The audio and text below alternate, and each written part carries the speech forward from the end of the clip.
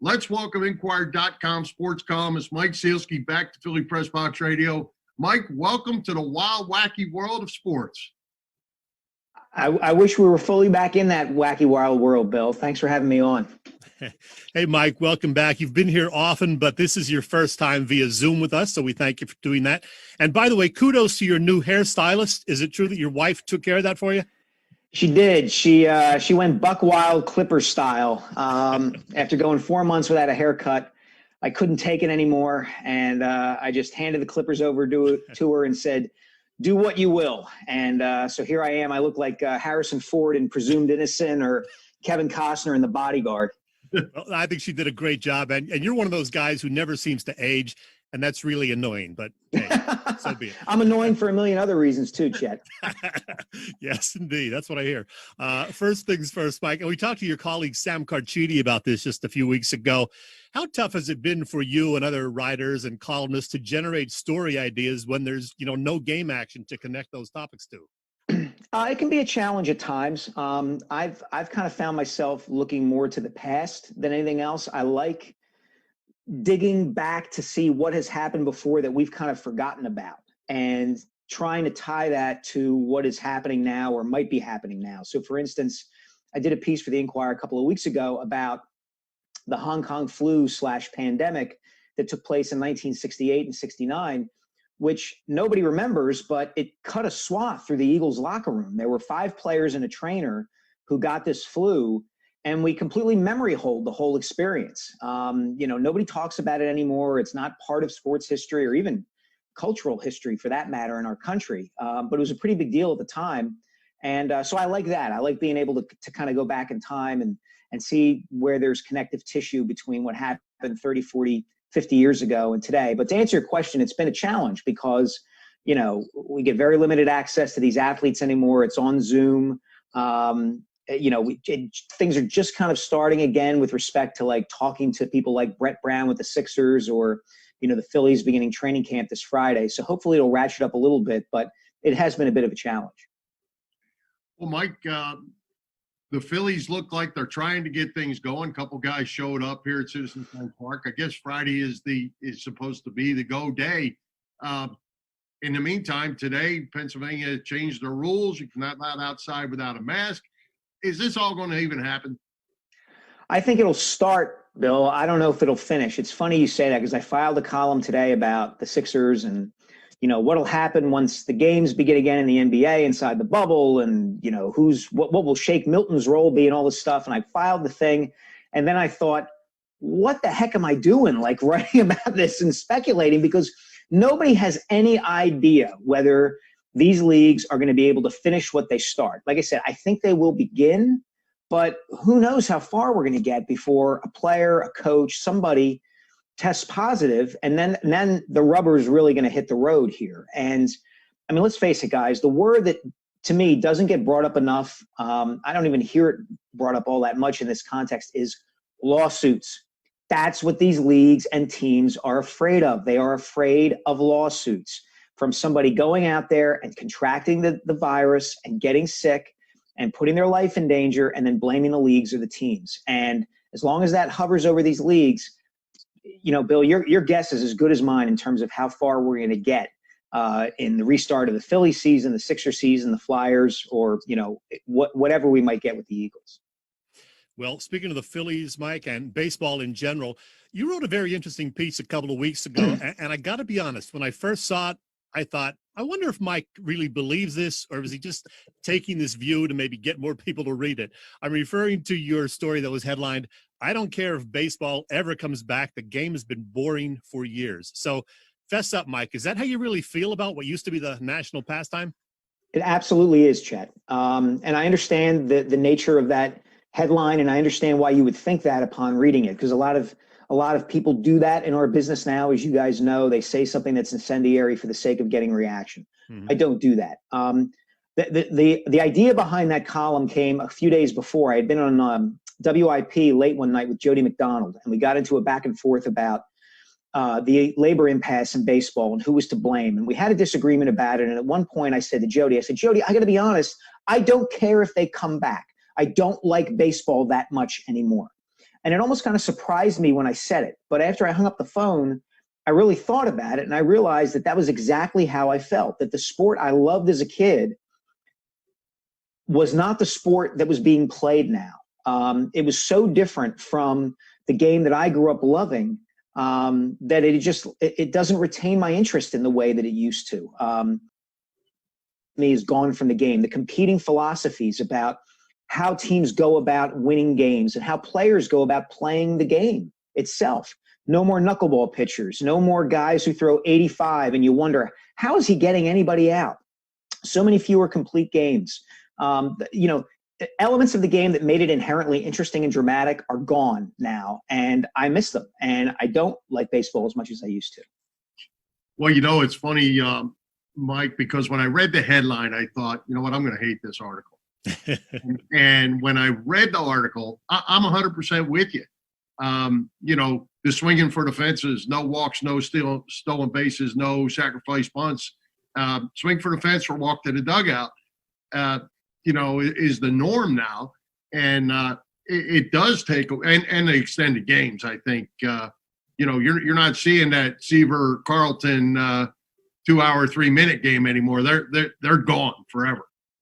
Yeah, you're right, Bill. And on the one hand, I kind of understand how we got to this point because teams started to make calculated decisions. They crunched the numbers and they said to themselves, we'll sacrifice entertainment value for a more efficient way to try to win games. So the example I keep using is, let's say the leadoff hitter in an inning doubles. And so you've got a runner at second, first, nobody out. So a runner at second, nobody out.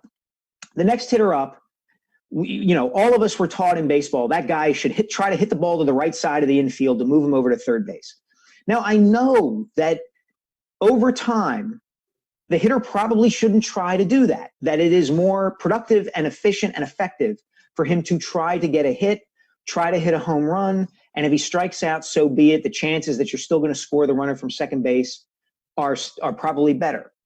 But it's more entertaining if the ball's in play. And it's easier to follow if everybody knows, okay, I'm judging this hitter on whether or not he did the fundamentally sound thing, quote unquote, the fundamentally sound thing. And you see more and more of the eschewing of that in baseball. And while it makes for a more efficient game, I don't think it makes for a more entertaining game. The ball's not in play as much.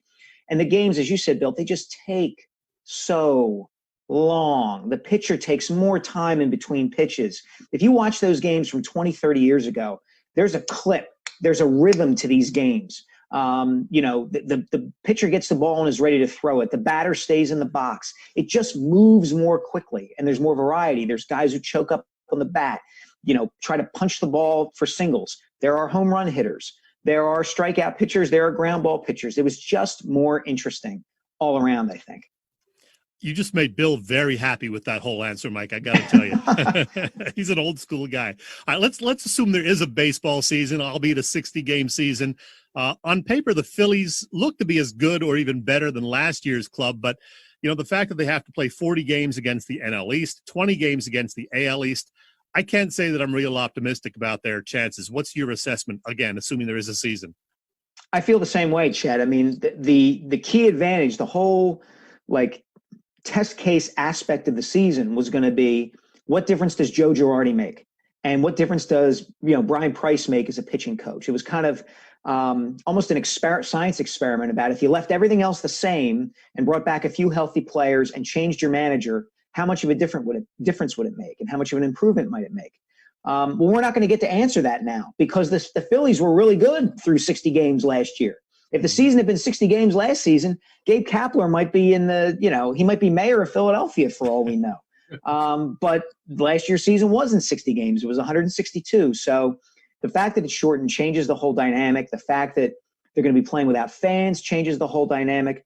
I don't know what to think about what's coming up for any team anywhere. That goes for the Phillies, the Sixers, the Flyers, anything like that. I think anybody who speculates and says, well, I can tell you what's going to happen in this abbreviated season of baseball, basketball, hockey, they're trying to sell you swampland in Florida. Well, hey, Mike, you wrote another interesting article talking about the Eagles and Alshon Jeffrey. And, the spin that's been getting. I think we and Chet and I think agree that the Jeffrey situation definitely is an interesting one for the Eagles. You go ahead and explain that, how you came across that happy spin, as you put it. Well, my point in the column was they really don't have any other choice because of the nature of the way they've gone about trying to win, basically during the Carson Wentz era, which is to say that, when he was on his rookie contract, they had so much more salary cap room because they drafted a good young quarterback who could start right away, and he doesn't cost anything. So we can go out and sign, veterans to short-term, sometimes expensive contracts. And Jeffrey was one of those guys, and it made sense. And they pulled the strategy off so well that they even won the Super Bowl without Carson Wentz. So that's how brilliant they were, at least for that 1 year. But now that Wentz is on his longer-term extension contract, and he's going to cost more money, they're going to have to make some choices. And they can't follow that, hey, let's just go out and, okay, well, Alshon's hurt and he doesn't like Carson very much, and he was blabbing to Josina Anderson allegedly. So let's just eat the money on his contract and get somebody else. They can't do that anymore. So what they have to do is kind of just hope for the best, whether it's respect to Alshon or Deshaun Jackson or even a guy like Greg Ward or the guys they drafted. And one of the points I made in the column was, the Patriots, this is still kind of the model that the Eagles are following, which is the New England Patriots of Belichick and Brady. And it only seemed like the Patriots were going for it every year because they had Belichick and Brady. But the fact of the matter is that some of those seasons, they had wide receivers like Randy Moss and Wes Welker. And other of those years, their best wide receiver was Rashae Caldwell. And they just took their chances with a lesser, few position groups because, well, we have Tom Brady and Bill Belichick, and with those guys, we'll always be in the hunt. Well, the Eagles are trying to do the same thing. They're basically saying, like, we have Doug Peterson, we have Carson Wentz. If Doug is our coach and Carson is healthy, we'll be in the hunt, and we don't necessarily have to go for it every year. So all things being equal, I would say to Eagles fans, like, this may be a year where, 9-7 and getting the wild card or winning the division like they did last year, like that should be like the top of your expectations. I would be surprised. Things would really have to break right for them to be beyond or better than that, because it's just not a year where they're going to go all in like everybody has expected the last few years. Well, you set me up perfectly, Mike, for what I wanted to segue into, and that's that coach up in New England who you happened to write about the other day. You wrote this: throughout his 20 years as the Patriots head coach, Bill Belichick has trod the fine line between two kinds of behavior, innovative and ethically suspect. He really has. And, now the team's been punished again for another little indiscretion, something of a slap on the wrist as I see it. And they've also, of course, signed Cam Newton. Are we going to see the Patriots still be a contender here in the post-Tom Brady era?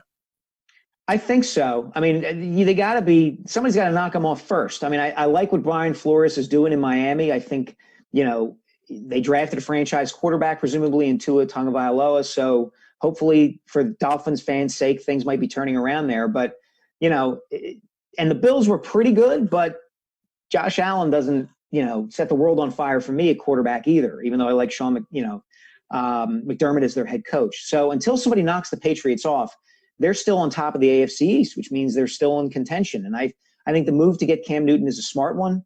If it doesn't work out, he's only cost you, $1 million, a little bit more than that under the cap. You got to love the fact that they signed him on the same day that this punishment story broke.